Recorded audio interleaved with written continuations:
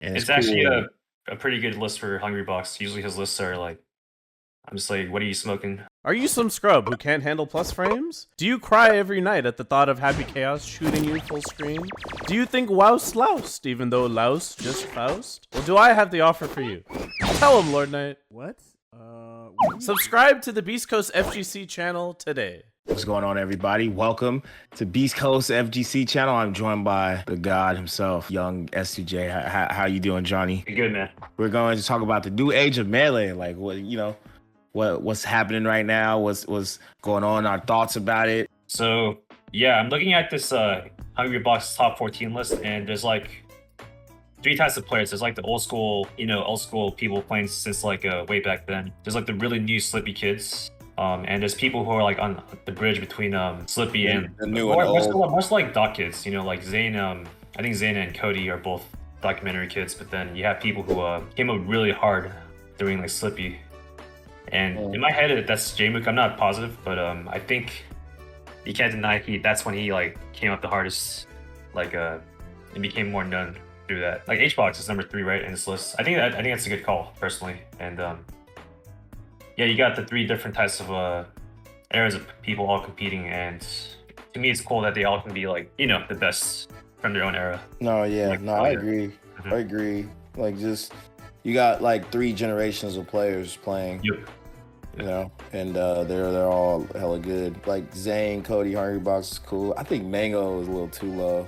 I know he's been shit in the bed though, but I guess if we're just going all solely on 2022, I feel like you got to add context for the last year. I don't know. I just don't know if I'd put him 11. Maybe like 8, 7. I gotta agree with that. The like, year he had last year was so.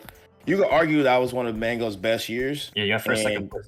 Right, and he just he looked like the #1 player of 2021. So just I know he's been falling off, but like turn results wise, but I don't know. Mango's like he slumped like this before and brought it back so many times, and I think seating him that low is I don't know if I'd put him that low. Same with Leffen too, but I mean to be fair, it is taking into account like activity to some extent, and I feel like at least the top 3 earn that off the fact that they're active. But HBox did mention that it's based solely on 2022 results.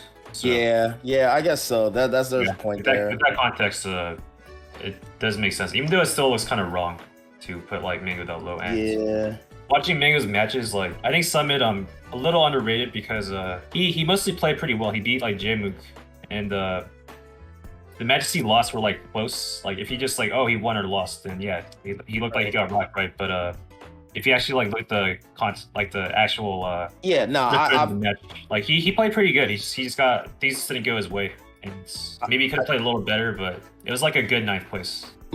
Yeah, for sure. I guess when I'm looking at this, I think I would just instead of the placements, I'd put their best wins because I think that's more telling. Right? Yeah. I like that better than it kind of goes both ways, right? Like there's head-to-head, which has always been like the norm, and there's like can you make it deep to a bracket and like have to deal with like stamina and like the big stage, as opposed to like I beat this guy at some random tournament like a million times, so that's now I'm like really high on the list. That's how the old system works, for the Red Bull Panda the gaming. It goes both ways, but I do agree with you that it should be considered on some level. For like an actual really good list. This is like it looks just like a sub goal list, which is still like pretty cool, and but it's not. Is it like the best possible list that can be made?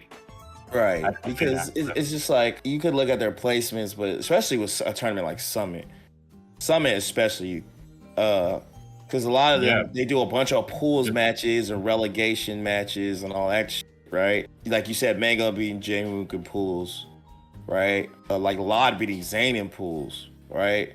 Right. Does it just not count, So that's why it's kind of tricky. I mean, I'm sure he considered all that, but I mean, for the most part, it's pretty solid. I'm trying to think if there's a player I think should be on there. I mean, yourself, but you and Wizzy in particular just haven't been active lately. I'll be back. Yeah. You've been chilling. I definitely only went to Genesis 8, and I lost Spark and Moki, and that was that. I did if there was just only placements, then I got kind of destroyed, and it didn't go to like pound summoner function, but I'll be back. No, yeah, for sure. And like Wizzy's just not even on here, right? Because he hasn't been to. I don't think he went to anything. Yeah. You got to think about that, because you, like, for example, you can't not seed Wizzy, right? No matter even if he didn't go to shit, you still you gotta seed him. That's the reason why I think, like, as much as I hate legacy seedings, because you definitely want the people who are more active to be placed higher, you still have to take it into consideration sometimes. Just for like that. Because, like, if you just don't seed Wizzy, he plays like Zane round 1 or something, it's gonna look wild. But I mean, for the most part, this list is pretty cool because it is showing like these people have been, like, I'd say for the most part, the most active. And it's cool. Actually a pretty good list for HungryBox. Usually his lists are like, I'm just like, what are you smoking? But I do think Mango and Leffing could debate their placements, but then at the same time, like, you could debate that they should be there. But I think this actually not a bad list. So I think the only thing is just like, I mean, this isn't at HungryBox. This is just like TOs in general. Like, people like Wizzy show up, where are you gonna put them when, like, you start going to shit, like, where are they gonna put you? Like, because there's no way, like, both of you are just gonna lose to everybody on this list, right? And that's where shit starts getting weird. But I mean, for the most part, I mean, it's solid considering who has been active and who hasn't. And it's pretty cool to see, like, Cody he went to all 4 of these events, for better or for worse, right? I think activity should be rewarded. I agree with that. Because even though if you lose more, like, he clearly has 2 9th place finishes, but, like, the fact that he puts himself in positions to get upset, to me, is like a plus, right? Because the more you enter, the more likely you're gonna lose, just because you've entered more shit. So, I definitely respect. I always think activity should be valued, but that's just me personally. That was me and Brandon talking about the new and old school people in the current era of Melee. Basically, everyone's cracked. We live in exciting times. Yeah. And please like, follow, subscribe to the Beast Coast channel for more content. Thanks for watching. You guys have a good one. Peace.